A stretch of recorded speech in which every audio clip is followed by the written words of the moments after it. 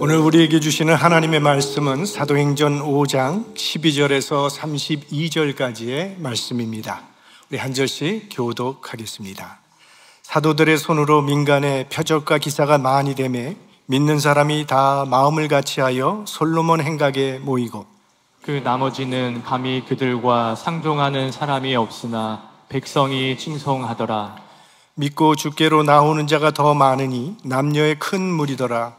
심지어 병든 사람을 메고 거리에 나가 침대와 요 위에 누이고 베드로가 지날 때에 혹 그 그림자라도 네게 덮일까 바라고. 예루살렘 근읍 허다한 사람들도 모여 병든 사람과 더러운 귀신에게 괴로움 받는 사람을 데리고 와서 다 나음을 얻으니라.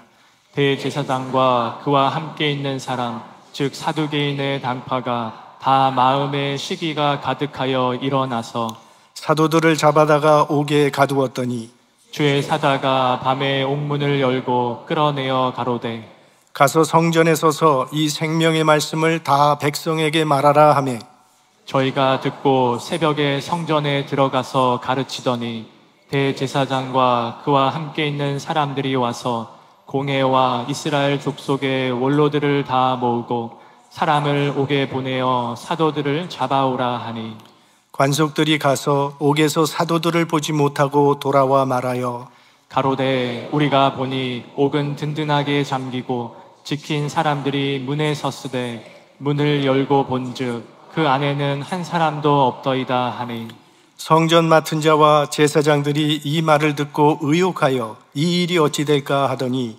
사람이 와서 고하되 보소서 옥에 가두었던 사람들이 성전에 서서 백성을 가르치더이다 하니 성전 맡은 자가 관속들과 같이 가서 저희를 잡아왔으나 강제로 못함은 백성들이 돌로 칠까 두려워함이로라. 저희를 끌어다가 공회 앞에 세우니 대제사장이 물어 가로되 우리가 이 이름으로 사람을 가르치지 말라고 엄금하였으되 너희가 너희 교를 예루살렘에 가득하게 하니 이 사람의 피를 우리에게로 돌리고자 함이로다. 베드로와 사도들이 대답하여 가로되 사람보다 하나님을 순종하는 것이 마땅하니라. 너희가 나무에 달아 죽인 예수를 우리 조상의 하나님이 살리시고 이스라엘로 회개케 하사 죄 사함을 얻게 하시려고 그를 오른손으로 높이사 임금과 구주를 삼으셨느니라. 다 같이요. 우리는 이 일의 증인이요 하나님이 자기를 순종하는 사람들에게 주신 성령도 그러하니라 하더라. 아멘. 초대교회에는 사람을 살리는 하나님의 역사가 날마다 일어났습니다. 동시에 그 하나님의 역사를 방해하는 사단의 역사도 있었습니다. 베드로와 요한이 나면서부터 걷지 못하는 사람을 걷게 했기 때문에 공회에 붙잡혀가서 핍박을 받았습니다. 이번에는 사도들이 병자들을 고쳐준 것으로 인해서 다시 이 공회에 끌려가서 핍박을 받게 됩니다. 사도들은 이 걷지 못하는 사람을 걷게 하는 기적 외에도 수많은 기적과 표적을 행했습니다. 특별히 신유의 은사가 크게 나타났던 것을 우린 성경을 통해서 배우게 됩니다. 마치 예수님을 찾아왔던 수많은 병자들이 다 치유함을 얻었던 것처럼 사도들을 통해서 그 놀라운 주님의 치유의 능력이 나타났던 것입니다. 15절 말씀을 보니까 심지어 병든 사람을 메고 거리에 나가 침대와 요 위에 누이고 베드로가 지날 때에 혹 그 그림자라도 네게 덮일까 바라고.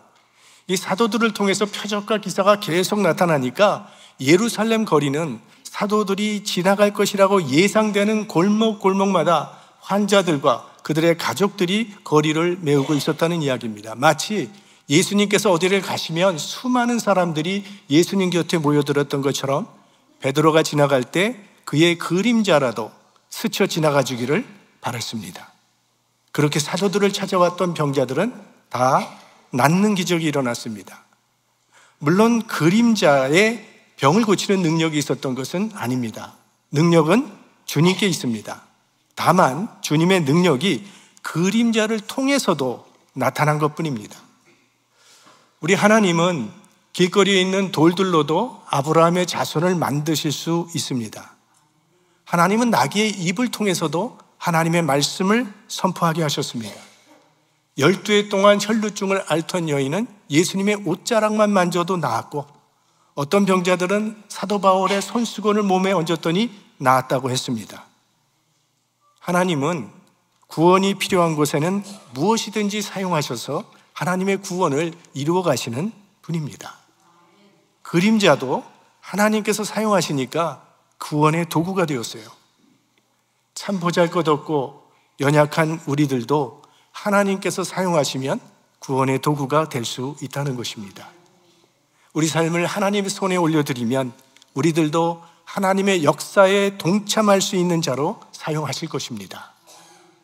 여러분의 삶이 이런 아름다운 하나님의 역사를 이루어드리는 축복의 통로가 되기를 바랍니다. 한국에는 화장실마다 똑같은 문구가 적혀 있는 것을 보았습니다. 아름다운 사람은 머문 자리도 아름답습니다. 베드로의 그림자가 머문 자리마다 구원과 감사와 기쁨과 찬양이 있었습니다. 우리들이 머문 자리에도 예수 그리스도의 향기가 가득하게 되기를 소망합니다. 자, 사도들을 통해서 표적과 기사가 나타나자 복음이 능력 있게 전하여졌고, 믿고 주님께로 돌아오는 사람들이 점점 더 많아졌습니다. 그러자 또다시 공회가 교회를 없이 하고자 사도들을 핍박합니다. 사실 사도들은 핍박을 받을 만한 일을 한 적이 없습니다. 오직 사람을 살리는 일만 했을 뿐입니다. 병자들 고쳐줬고 예수 믿고 구원받으라고 복음의 진리를 전했을 뿐입니다. 그래서 백성들은 사도들을 또 교회를 칭송했습니다. 그런데 왜 공회는 그들을 핍박한 것일까요? 첫째 이유는 시기심 때문입니다. 17절, 18절 말씀입니다. 대제사장과 그와 함께 있는 사람, 즉 사두개인의 당파가 다 마음에 시기가 가득하여 일어나서 사도들을 잡아다가 옥에 가두었더니, 그들의 마음이 시기심이 가득했다고 말합니다. 베드로와 사도들을 통해서 많은 능력과 기사가 나타나자 수많은 사람들이 사도들을 따르게 되었고, 베드로와 사도들을 존경하는 눈으로 우러르게 되었습니다. 백성들이 사도들을 존경하고 사도를 따른다는 의미는 공회의 권위가 무너지고 있다는 그런 뜻이기도 합니다. 공회원들은 자신들이 독점하고 있던 이 종교 지도자의 권위가 이제 사도들 편으로 기울고 있었기 때문에 시기했던 것입니다. 권모술수, 중상모략이란 실력으로는 당할 수가 없어서 비양심적인 방법으로 상대방을 깎아내리고 자신의 지위를 유지하려고 하는 비굴한 방법이죠. 대제사장의 무리들과 그 공회원들은 그들의 권위를 손상시킨 이 사도들을 투옥시키는 방법으로 손상된 자신들의 지위를 만회해보고자 한 것입니다. 사실 종교 지도자들이 예수님을 십자가에 못 박아 죽인 것도 시기심 때문이었습니다. 복음서에 보면 이 종교 지도자들이 빌라도 총독을 찾아와서 이 예수라는 청년을 십자가에 처형시켜달라고 했을 때 빌라도는 예수님을 석방시키기 위해서 여러모로 노력한 이야기가 성경에 나옵니다. 먼저는 무죄를 선언했습니다. 죄가 없다. 그러나 받아들이지 않으니까 그럼 내가 채찍질을 해서 놔주겠다. 그것도 안 되겠다고 하니까 명절에 그러면 바라바냐 예수냐 선택하라고 했어요. 그렇게 한 이유는 빌라도는 이 종교 지도자들이 시기심 때문에 예수를 죽이려고 한다는 사실을 잘 알고 있었기 때문입니다. 마가복음 15장 10절에 보면 저강, 이건 빌라도가 대제사장들이 시기로 예수를 넘겨준 줄 알미로라 이렇게 기록되어 있어요. 그러니까 빌라도의 눈조차도 이 종교 지도자들의 그 마음에 있는 시기심이 보였던 거죠. 겉으로는 여러 가지 이유로 포장을 하지만 시기심 외에는 예수를 죽여야 할 이유가 없었다고 판단했기 때문입니다. 예수님은 어떤 악한 일도 하신 적이 없습니다. 예수님이 하신 일은 다 선한 일만 하셨어요. 병자들 고쳐주셨고 진리의 말씀으로 사람들을 하나님께로 인도하는 선한 영향력만을 끼친 분이십니다.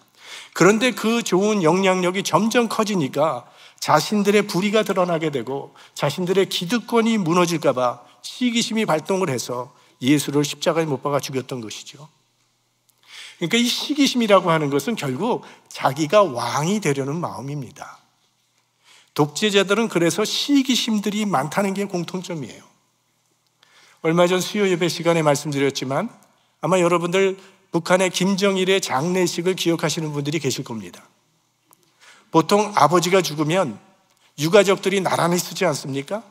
어머니가 살아계시면 어머니가 쓰시고 그 다음에 자녀들이 나란히 서서 조객들을 맞는 것이 통례인데 김정일의 장례식은 아무도 못 나오게 막고 막내 김정은이 혼자서 치렀습니다. 가족들조차도 자기 아버지의 장례식에 참석지 못하게 하는 것이 이 독재자의 시기심이죠. 그래서 독재자들은 자기에게 위협이 될 만한 사람들은 다 제거해버리는 거예요. 시기심 때문에. 야고보서 3장 16절 공동번역으로 보면 이렇게 나옵니다. 시기심과 이기적인 야심이 있는 곳에는 분란과 온갖 더러운 행실이 생기게 마련입니다. 시기심과 이기적인 야심, selfish ambition, 이게 있는 곳에는 혼란과 악이 초래된다는 말이에요.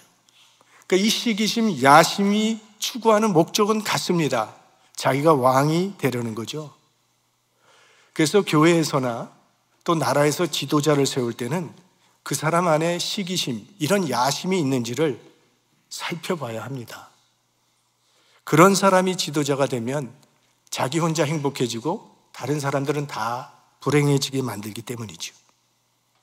간혹 이 시기심이 있는 사람들, 야망과 야심이 있는 사람들은 겉으로 보기에 아주 유능해 보입니다. 일을 아주 열정적으로 하고 있어요. 그런데 그 모습만 보고 숨은 동기를 보지 못하고 세우게 되면 결국은 자기만 살고 다른 사람은 다 죽이는 그런 역할을 하는 사람이 된다는 거예요. 자기가 무대의 중심에 서고자 하는 이 유혹 조심해야 합니다. 인간에게는 무대의 중심이 되고 싶어하는 강한 본능이 있어요. 얼마나 강한지 하나님조차도 밀어내버리고 자기가 그 자리를 차지하고 싶어 한다는 거예요. 자기가 영광을 받고 싶어하고 자기가 주목을 받고 싶어하는 유혹과 맞서 싸워야 합니다. 물론 우리의 마음속에 그런 마음이 전혀 생기지 않을 수는 없지만 그런 마음이 생길 때마다 이거 끊어내야 합니다. 그렇지 않으면 그것 때문에 사탄의 도구가 될 수도 있다는 거예요. 지금 종교 지도자들이 시기심 때문에 사도들을 죽이려고 한다니까요. 대제사장과 사두개인들이 사도들을 핍박한 또 하나의 이유는 그들의 고정관념 때문입니다. 28절 말씀에 보니 가로되 우리가 이 이름으로 사람을 가르치지 말라고 언금하였으되 너희가 너희 교를 예루살렘에 가득하게 하니 이 사람의 피를 우리에게로 돌리고자 함이로다. 너희 교를 예루살렘에 가득하게 했다고 하는데 이 사도들이 가르쳤던 메시지의 핵심은 예수 그리스도의 부활이었습니다. 그런데 이미 말씀드린 바와 같이 대제사장과 이 사두개인들은 부활을 믿지 않는, 부활이란 있을 수 없다는 교리에 갇혀 있었기 때문에 사도들을 핍박했던 겁니다. 대부분 사람들은 자신이 동의할 수 없는 신앙에 대해서 그렇게 관용하지 않습니다. 장로교인들은 순복음파 교인들을 보고 아주 경박하고 가벼운 신앙이라고 얕보는 경향이 있습니다. 또 순복음파 교인들은 장로교인들은 참 냉랭하고 성령의 체험이 없는 교인이라고 생각하는 경향이 있습니다. 우리 기독교 역사를 살펴보면 참으로 부끄럽게도 신앙 때문에 순교한 사람들보다 교리의 차이 때문에 순교당한 신자가 더 많다는 거예요. 고정관념을 깨뜨린다는 것 대단히 힘든 일입니다. 자, 지금 우리 교회에서 사용하고 있는 성경은 개역 한글입니다. 성경에 여러 가지 번역이 있는데 그런데 대부분의 교회에서는 개역 개정을 사용하고 있습니다. 개역 한글은 1961년에 번역해서 나온 성경이고 개역 개정은 1998년에 번역되어 나온 성경이에요. 그러니까 1960년대에 쓰던 단어들이 1998년, 2000년도에는 좀 다르기 때문에 새로 번역한 것이죠. 그런데 예를 들어서 이 우리가 사용하는 성경에는 가라사대라는 게 많이 나오잖아요. 예수님이 가라사대. 근데 개역개정에는 가라사대가 안 나오고 대신 이르시되라고 나와요. 근데 이렇게 변화시키는 과정에서 어려웠던 것이 고정관념이었어요. 가라사대는 거룩한데 이르시되는 거룩하지 않다는 거예요. 이런 고정관념. 우리 금년 50주년 창립 기념주일 예배 때 40년 이상 계속 근속하신 우리 성도님들에게 성경책을 하나 선물로 다 드렸는데요. 그 성경 번역은 새 번역입니다. 이건 개역개정보다도 훨씬 현대인들이 알아듣기 쉽게 그렇게 번역되어 있는 성경이에요. 가라사대는 안 나오지만 잘 이해할 수 있도록 잘 번역된 성경이니까 꼭 한번 보시기를 바랍니다. 어떤 교회에서 주일에 여자 집사님이 주일 예배 시작하기 바로 전에 강대상을 깨끗이 닦고 계셨어요. 근데 권사님이 그걸 야단치는 거예요. 그 이유가 뭐냐? 거룩한 강대상을 여자가 만지면 부정 탄다고. 아니, 믿는 사람이 부정이 탄다는. 신앙인에게 가장 위험한 사상이 있어요. 자기 신앙의 절대화, 자기 신학의 절대화, 자기 생각의 절대화. 이거 절대 잘못된 겁니다. 이로 인해서 교파가 수없이 분열됐고 교인은 말할 수 없는 고난의 길을 걸어왔어요. 지금은 오래전에 은퇴하신 목사님께서 우리 그때 후배들 목사들에게 이런 말씀을 해주셨습니다. 그 목사님은 합동축 교단 신학교를 졸업하시고 목사 안수 받고 합동축 교단에서 목회를 하셨던 목사님이에요. 그런데 나중에 이 통합축 교단으로 오셔서 목회를 하셨어요.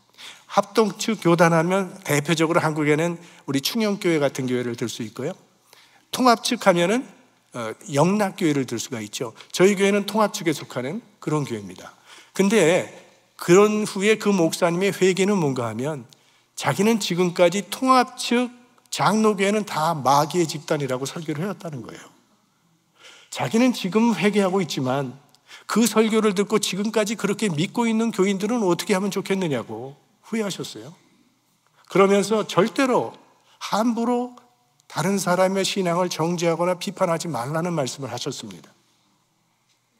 우리가 하나님에 대하여 안다면 얼마나 알겠습니까? 1억 분의 1도 제대로 알지 못하잖아요. 자기 신앙이 절대 옳다고 생각하는 교만한 마음을 버려야 합니다. 내 신앙에는 모자르는 것이 훨씬 많다고 하는 그런 겸손한 마음을 가지고 신앙생활을 해야 해요. 하나님은 교만한 자는 물리치시고 겸손한 자는 은혜를 베푸시는 분이십니다. 이런 이유들 때문에 이 공회원들이 사도들을 옥에 가두고 핍박하고 있었던 겁니다. 그랬더니 하나님께서 이 사건에 개입하십니다. 19절, 주의 사자가 밤에 옥문을 열고 끌어내어 가로되. 주의 사자가 나타나서 기적적으로 옥문을 열고 이 사도들을 구출해내는 그런 역사가 나타났습니다. 그런데 얼마 전에 베드로와 요한이 옥에 갇혔을 때는 옥문이 열리는 기적이 일어나지 않았었습니다. 이제 앞으로 보겠지만 사도행전 12장 정도에 가보면 헤롯 왕이 사도들을 핍박하는데 그때 사도 야고보는 칼에 맞아 순교를 당합니다. 근데 베드로는 순교당할 그 위기 앞에서 기적적으로 하나님께서 그를 살려주십니다. 사도 바울은 수많은 병자들을 낫게 하는 신유의 은사가 있었습니다. 하지만 자신의 병은 고치지 못했습니다. 하나님의 역사에는 공식이 없습니다. 어떨 때는 기적이 일어나서 옥문이 열리게도 되지만 어떨 때는 감옥에 그대로 있게 하시는 것이 하나님의 뜻일 수도 있습니다. 어떤 사람은 불치병에서 치유받는 기적이 일어나는데 어떤 사람은 하나님께서 그 사람 그냥 데리고 가시기도 합니다. 그래서 매번 하나님을 신뢰하며 하나님의 뜻에 순종하며 나아갈 뿐입니다. 저는 오늘 성가대 찬양에 굉장히 은혜를 받았어요. 그래서 가사를 좀 적어봤는데 날 부르신 뜻 내 생각보다 크고 날 향한 계획 나의 지혜로 측량 못하나 가장 좋은 길로 가장 완전한 길로 날 이끄심을 믿네. 이게 우리의 신앙 고백이죠. 사도들의 옥문을 열어주신 하나님의 뜻이 분명하게 20절에 나타납니다. 가서 성전에 서서 이 생명의 말씀을 다 백성에게 말하라 하며, 그러니까 빨리 도망가서 핍박을 피하라, 빨리 안전을 주고 편안하게 살아라, 그 옥문이 열린 게 아니라는 거죠. 생명의 말씀을 전하게 하시기 위해서 옥문을 열어주신 겁니다. 사도들이 감당해야 할 사명이 있기 때문에 감옥에서 구출해 주신 거예요. 우리들도 감옥에 갇혀 있는 것 같은 상황을 만날 때가 있지요. 이 질병이라고 하는 감옥에 갇혀 있는 그런 경우도 있고, 경제적으로 어려워지는 감옥에 갇혀 있을 때도 있고, 여러 가지 힘든 상황 속에서 하나님께 이 옥문을 열어달라고 기도할 때가 있습니다. 근데 우리가 그 기도하면서 기억해야 할 것이 있다는 거예요. 옥문을 열어달라고만 기도할 것이 아니라 하나님의 일을 감당할 수 있도록 이 옥문을 열어달라고 기도해야 한다는 겁니다. 나에게 건강을 허락해 주십시오 라고 기도할 때, 그래서 먹고 싶은 거 마음껏 먹고 놀고 싶은 거 실컷 놀게 해달라는 게 아니라, 그러므로 하나님의 기뻐하시는 일을 감당할 수 있도록 이 옥문을 열어달라고 기도해야 한다는 거예요. 그러니까 오늘 사도들에게 일어난 이 기적은요, 선교적인 의미가 있는 기적이었습니다. 아직도 복음을 받아들여야 할 사람들이 있기 때문에 그 복음의 역사를 위해서 옥문이 열리는 기적이 필요했던 것입니다. 한 생명이라도 더 구원하라고 옥문이 열린 거죠. 하나님께서 저와 여러분을 죄와 사망이라고 하는 감옥에서부터 구원해 주신 것도 선교적인 의미가 있는 것입니다. 그저 나 혼자 편안히 행복하게 편안하게 안락한 삶을 살라고 우리를 구원해 주신 것이 아니라, 나로 인하여 한 영혼이라도 더 구원받기 원하시는 하나님의 뜻이 있다는 거예요. 그런 선교적 사명이 우리 모두에게 있다고 하는 사실을 우리는 잊지 말아야 할 것입니다. 자, 옥문을 열어주시면서 말씀을 전하라는 명령을 받은 사도들은 즉시 그 명령에 순종했습니다. 21절, 저희가 듣고 새벽에 성전에 들어가서 가르치더니. 여기 새벽이라는 말에서 우리는 순종의 의미를 배울 수 있습니다. 아침에 가도 되잖아요. 오후에 가도 될 텐데 명령이 떨어지자마자 어제 밤에 옥문이 열렸는데 즉시 새벽에 성전으로 갔습니다. 새벽에는 많은 사람이 없을 테니까 나중에 가자고 할 수도 있을 텐데 즉시 간 거예요. 순종은 즉시 하는 것입니다. 자꾸 미루면요, 마음이 바뀌게 돼요.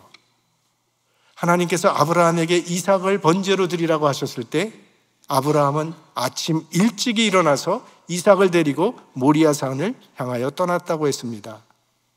하나님께서는 이삭을 번제로 드리려고만 말씀하셨지 언제 드리라고 말씀하시지는 않았어요. 그런데도 아브라함이 그렇게 부지런히 아침부터 서둘렀던 것은 마음이 흔들리기 전에 순종하길 원했기 때문일 것입니다.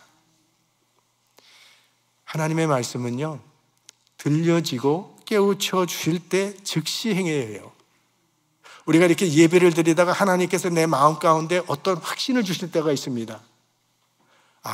그동안 관계가 좋지 않았던 사람과 풀어야 되겠다는 생각이 들면 예배 끝나자마자 즉시 풀어야 합니다.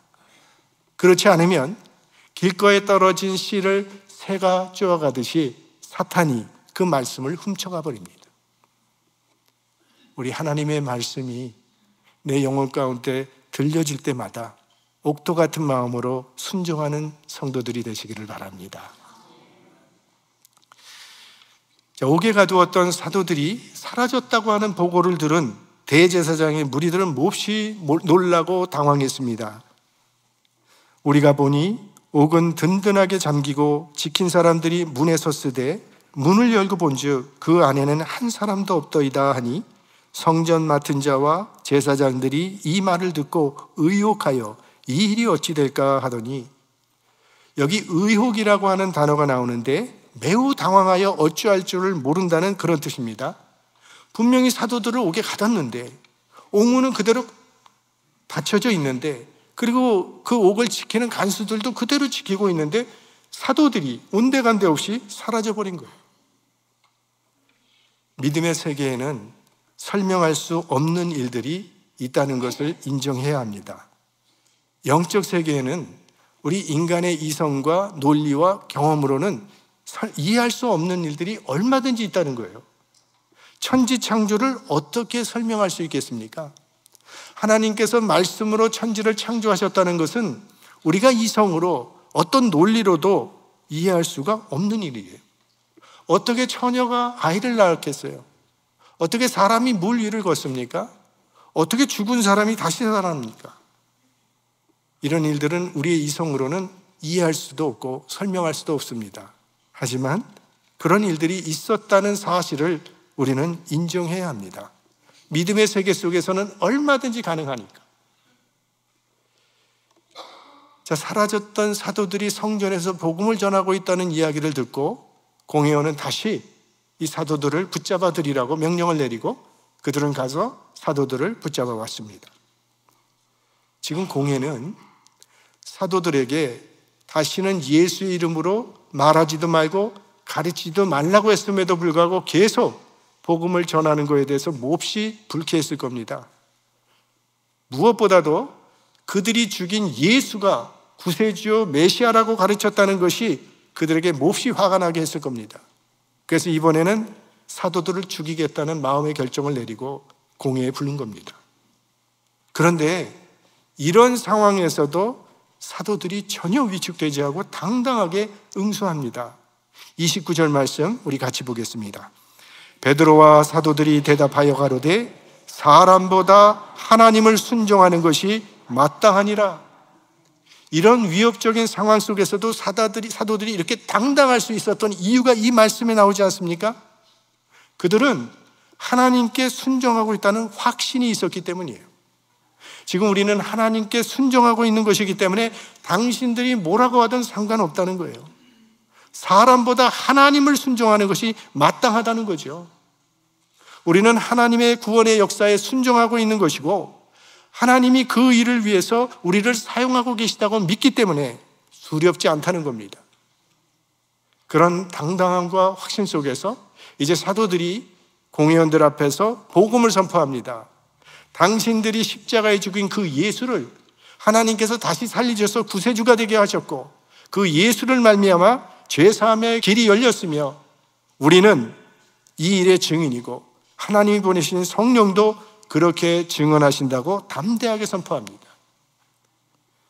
얼마나 당당한 모습입니까? 마치 다니엘의 세 친구의 모습을 연상시키는 그런 당당함이죠. 느부갓네살 왕이 금신상을 세워놓고 누구든지 이 금신상에 절하지 않으면 풀무불에 던져 넣어 죽이겠다고 위협을 했습니다. 그때 사드락과 메삭과 아벳느고는 금신상에 절하지 않았습니다.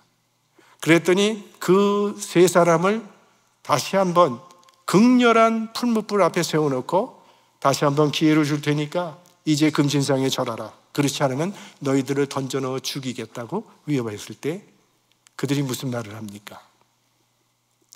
왕이여, 우리가 믿는 하나님께서 우리를 저 극렬한 풀무불에서 건지실 것이고 왕의 손에서도 건지실 것입니다. 그리 아니하실지라도 왕이여, 우리는 저 근신상 앞에 절하지 않을 것을 분명히 아시기 바랍니다. 다니엘의 세 친구는 당당하게 신앙의 절개를 지켰어요. 우리들도 오늘 이 공회 앞에 선 사도들처럼 풀무불 앞에 선 다니엘의 세 친구들처럼 당당한 신앙인이 될 수 있으면 좋겠습니다. 누가 상처되는 말 한마디 했다고 해서 아유, 상처받았다고 떠나버리고 원하는 대로 되지 않는다고 그저 쓰러져 누워있기나 하고 의견이 달라 좀 다투었다고 신앙마저 내팽개쳐버리는 그런 나약한 신앙인이 아니고 좀 내게 불리해지더라도 설사 금전적으로 손해가 나는 일이 있다 할지라도 하나님의 백성답게 당당하게 신앙의 절개를 지켜나가는 믿음의 사람들이 될 수 있기를 주님의 이름으로 축원합니다.